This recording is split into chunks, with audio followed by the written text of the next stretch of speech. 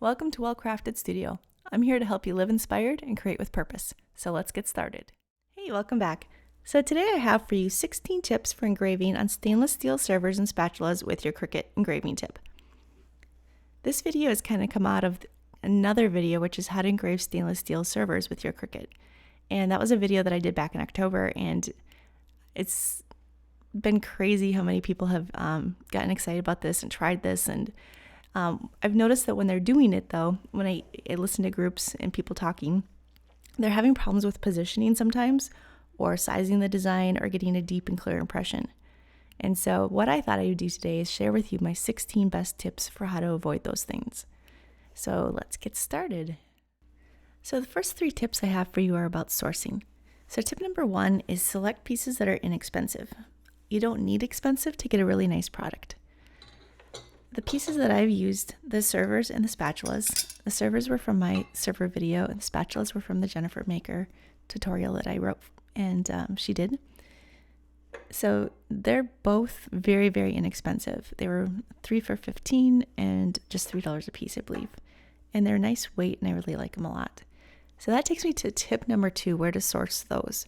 So both of these I purchased on Amazon, and again, they were really nice price for what I did, and they were multiples.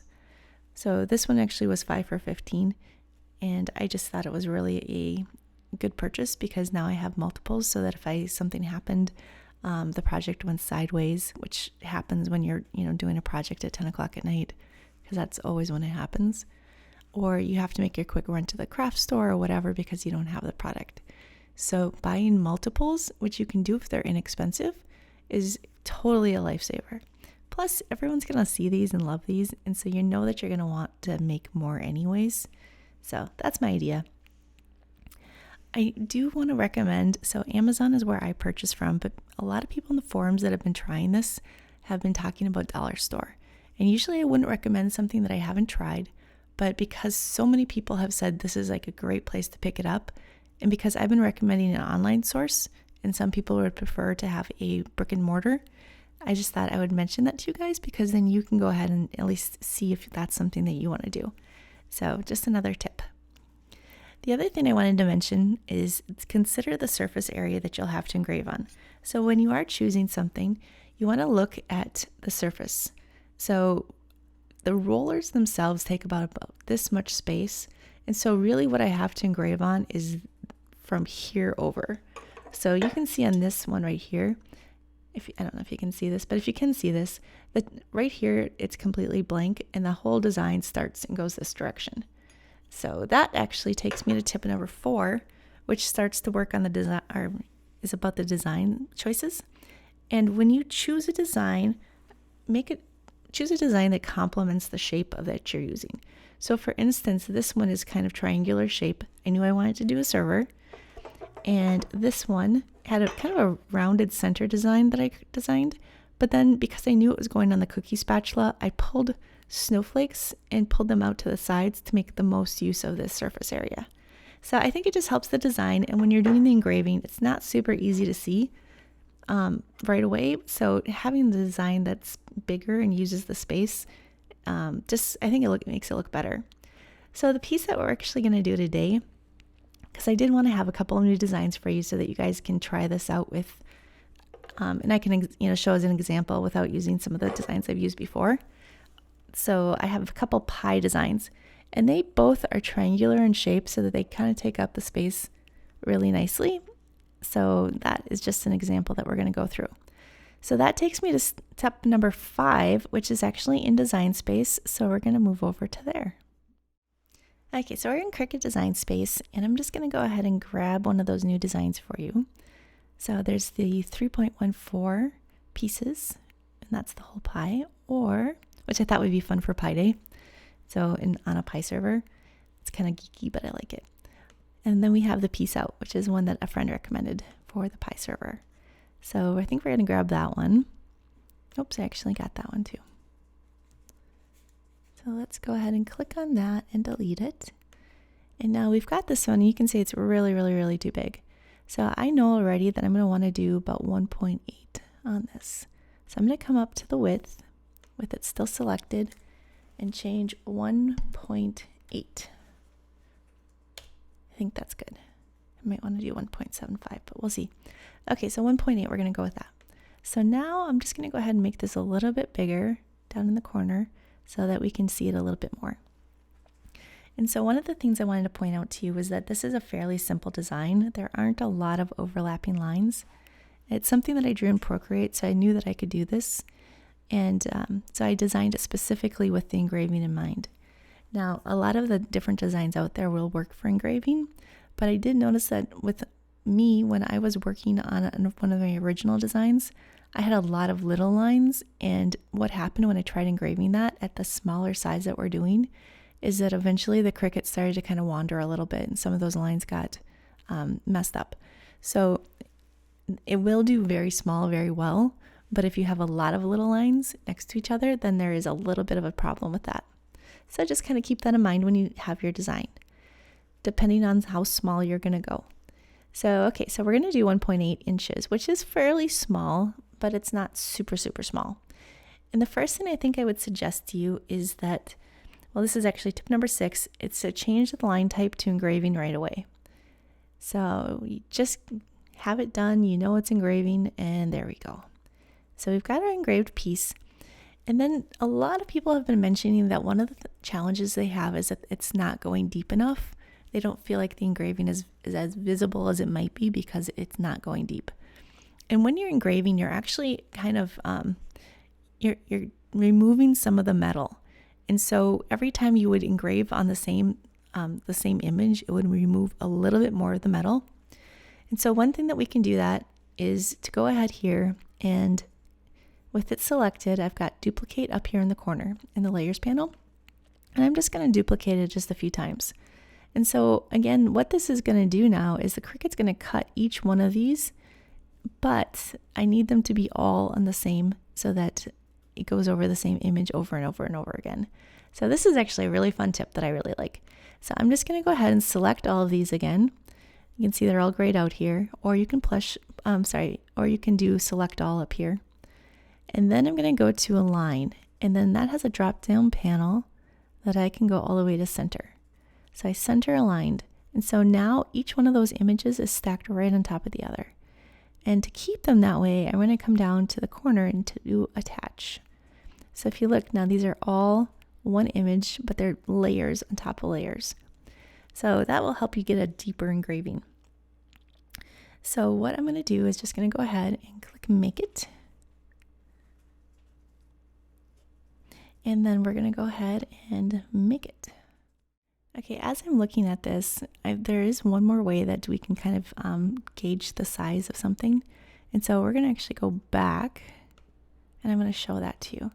So this is something I did again in my server video. So if you guys haven't watched that yet, and a lot of this kind of walks through it with you as well. But I have a few more tips because I figured out more things since then. So I thought, let's put them all together. But one of the things I showed you in the server video is that you can come over here to shapes. And I know my servers are basically, a triangle, and I've measured what that triangle is. So I can come here and unlock that corner, and I can put in, for the width, I think it was 3.7.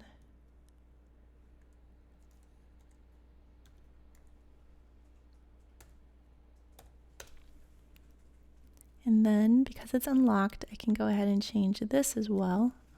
That was 4 inches. And so now,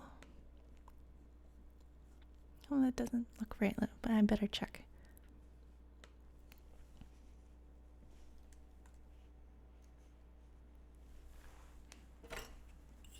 Just gonna measure it really quick. Okay, so the bottom is actually like 1.85.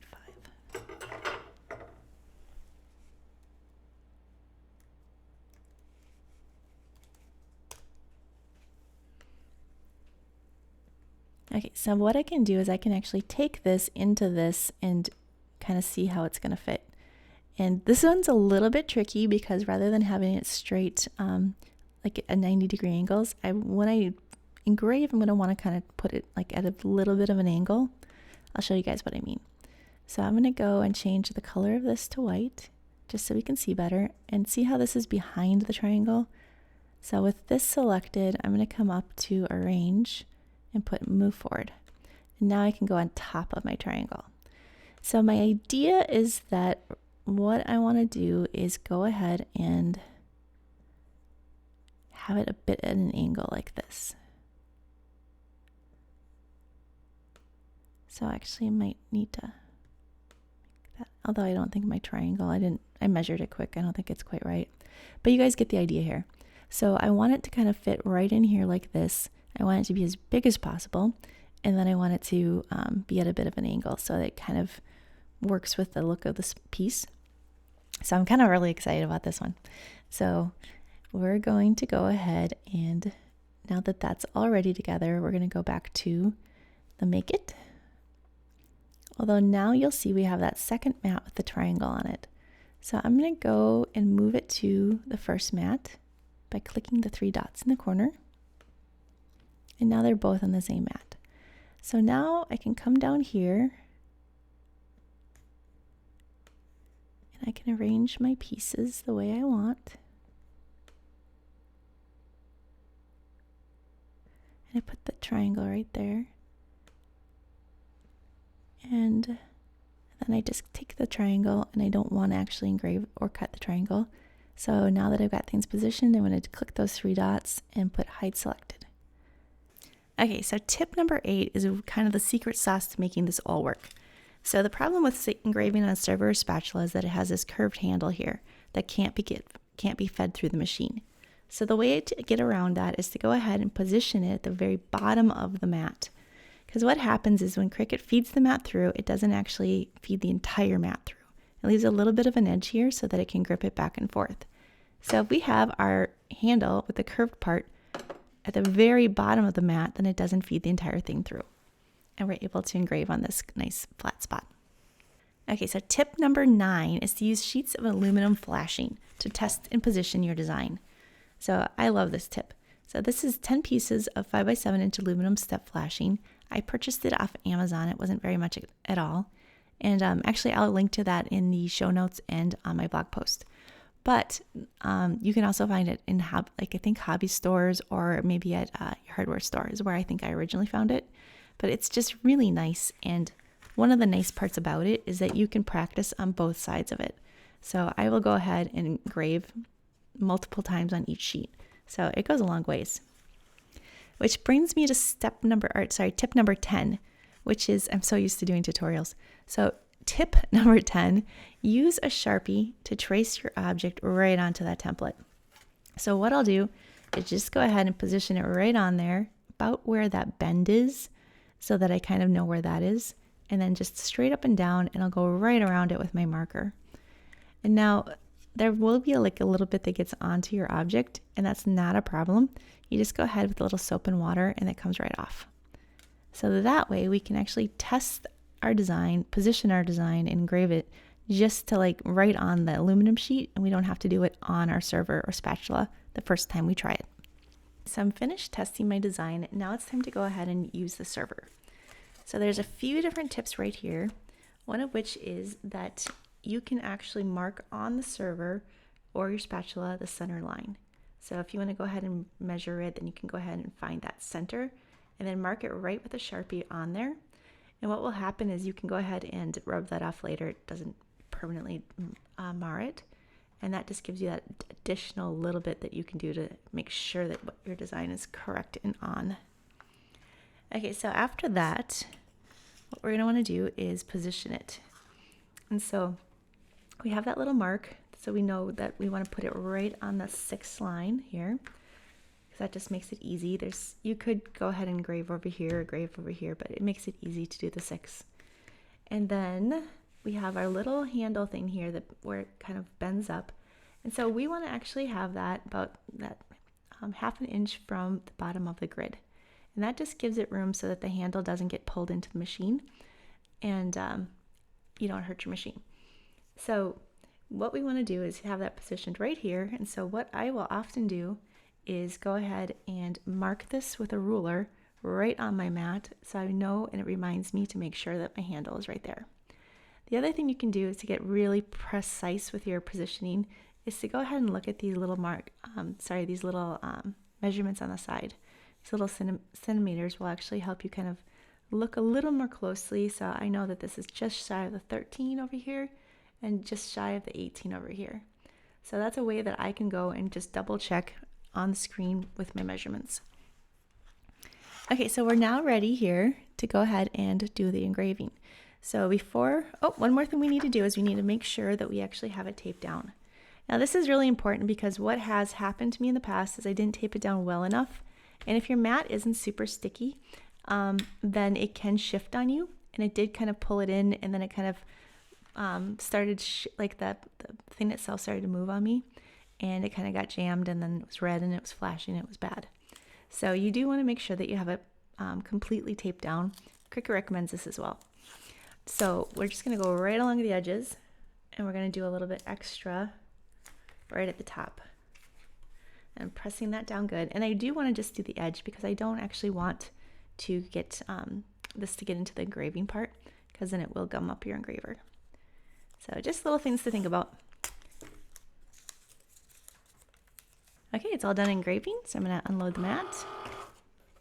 And we'll see what we've got here. Oh, one other thing that I forgot to tell you guys too is that make sure these star wheels are all the way to the right. That's just one of those engraving tips that they want you to know. All right, so it did get super close to the edge here, even with all the, it's still on there, but it got really close to the edge. Basically what I wanted to do is kind of make it as big as possible and put it at the angle, so that was a little bit tricky. Again, it looks really, really good, but if you guys were to be trying this at home, I would say maybe take it down to 1.75 instead of 1.8. But if you can see here, it really looks awesome. I really love it. So peace out. So 16 would be to use the tape that you use to tape it down, and to actually use that to pick up some of the engraved shavings, because you don't really want to run that across and get shavings, metal shavings, into your hand. So doing this after you've engraved just picks those up and keeps you safe. And there we go.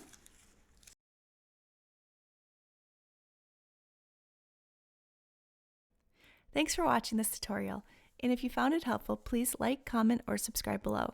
And for more tutorials like this, visit wellcraftedstudio.com.